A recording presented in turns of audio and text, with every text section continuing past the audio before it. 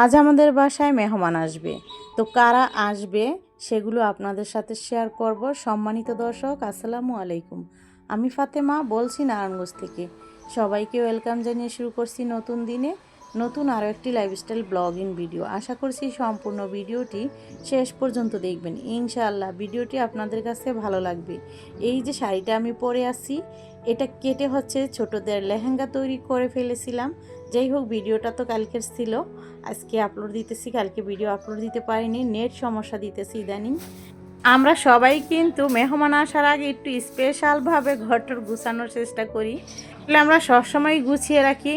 বিশেষ করে আমরা যারা ভিডিও বানাই তারা তো ঘরটর গুছাই রাখি। কারণ আমরা কোন সময় কোন এখানের ভিডিও শ্যুট করা শুরু করে দিই সেটা নিজেরাই বলতে পারি না। কারণ যেহেতু আমরা পেজে ভিডিও আপলোড দিই, ইউটিউবে ভিডিও আপলোড দিই, তো সবসময় আমাদের ঘর গুছালো কি একটু গুছালো বেশি রাখি। আর এই কাজগুলো করতে কিন্তু সবারই পরিশ্রম হয়, তবে অন্যদের থেকে তো একটু ডিফারেন্ট, তাই না? কারণ অন্যরা একবার গুছালে হয়ে যায়, কিন্তু আমরা যেহেতু ভিডিও বানাই তা এই কারণে আমাদের একটু বেশি গুছিয়ে রাখতে হয়। যারা আমরা ভিডিও বানাই তারাই বুঝি। আসলে ফাঁকে ফাঁকে আমাদের অনেক কাজ করতে হয়। আমি যে ওইখানে গুছগাছটা করেছি ওই সময় কিন্তু আবার ভিডিও শ্যুটও নিয়েছিলাম। এই যে আমার সোনা মামুনিরে নিয়ে আমি একটা ভিডিও বানাইছিলাম। তারপর আবার রান্না বান্না করব, এই জন্য আবার কাপড় মানে শাড়িটা চেঞ্জ করে তারপর আবার কোটাকাটি করার জন্য চলে আসছি। এরপর ডাইনিং টেবিলটাকেও গুছিয়ে নিয়েছিলাম। আসলে একটা সময় শাড়ি পরে অনেক কাজ করছি, কিন্তু এখন তো আর শাড়ি পরে অত কাজ করতে পারি না।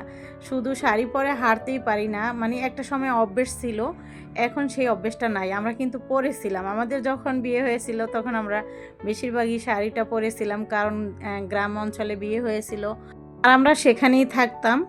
তবে তখন সবাই অ্যাভেলেবেল শাড়ি পরছে, কিন্তু থ্রি পিসও পরছে, তবে কম।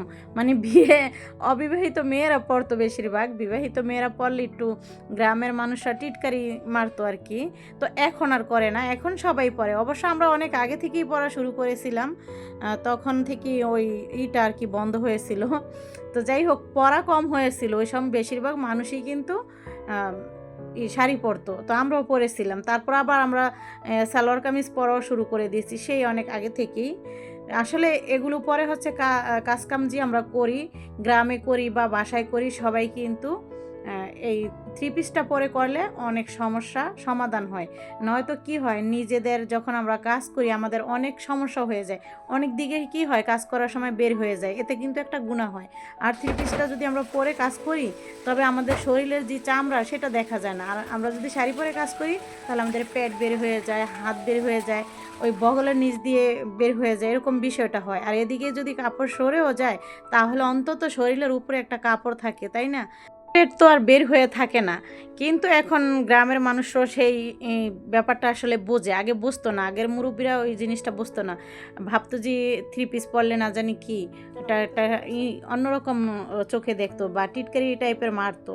এখন আল্লাহ রহমতে সব দিকে হেদায়েত হয়েছে, অনেক মানুষ সচেতন হয়েছে, স্মার্ট হয়েছে।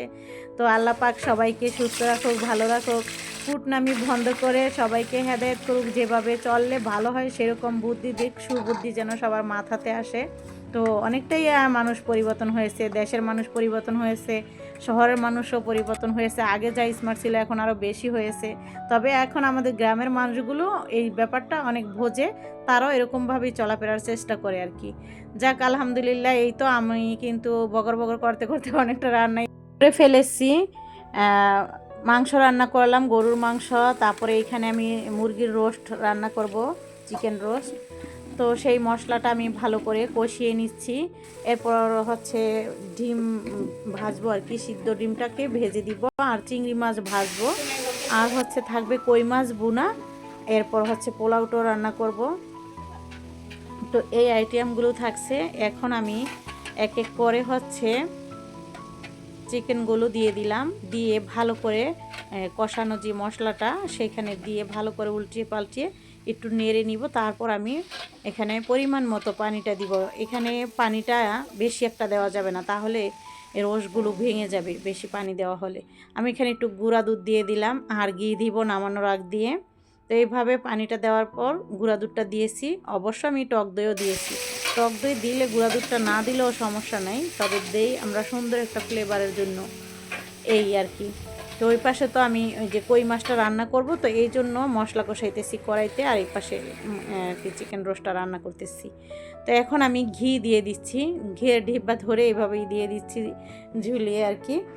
আর পোলাওটা হচ্ছে আজকে আমি ভেজে বসাইনি, মানে পেঁয়াজটা এটা একটু হালকা ভেজে তারপর হচ্ছে একবারে পানি দিয়ে দিয়েছি। পানিটা বলক আসার পর পোলাওর চালটা ধুয়ে রেখেছিলাম সেটা দিয়ে দিয়েছি। আজকে এইভাবে রান্না করব। অবশ্য অন্য সময় ভেজে রান্না করি, ভেজে রান্না করলে একটু গ্রানটা বেশি হয়। এখানে আমি দিয়ে দিলাম এই সময়টাতে, মানে নামানোর আগ দিয়ে ঘি। তারপর তো বেড়েটের এই যে খাবার, মেহমান আসলে তো আসলে তেমন একটা ভিডিও করা যাবে না, যার কারণে আগে ভিডিও করে সাজিয়ে টাজিয়ে রাখতেছি। তো কালকে তো শুক্রবার ছিল, কালকের এই ভিডিওটা ছিল, আজকে আপলোড দিতেছি। তো তারা নামাজ পড়তে সবাই চলে গেছে। আমাদের বাসায় হচ্ছে আমাদের ভাগ্না আসছে তার ফ্রেন্ডকে নিয়ে, তো এই জন্য হচ্ছে বাড়িয়ে রান্না করলাম। আসলে সবসময় আমাদের রান্না বান্না এরকম হয়, শুক্রবারে হয় বিরিয়ানি, নয়তো হচ্ছে মোরগ পোলাও। যাই হোক, খাওয়া দাওয়া সবাই করতেছে। আর আমার ভাইয়ের মেয়েও আসছে, ও আসছিল বৃহস্পতিবারে। যাই হোক, আজকের ভিডিওটি কেমন লাগলো অবশ্যই জানাবেন। সবাই ভালো থাকবেন, আবারও দেখা হবে। আল্লাহ হাফেজ।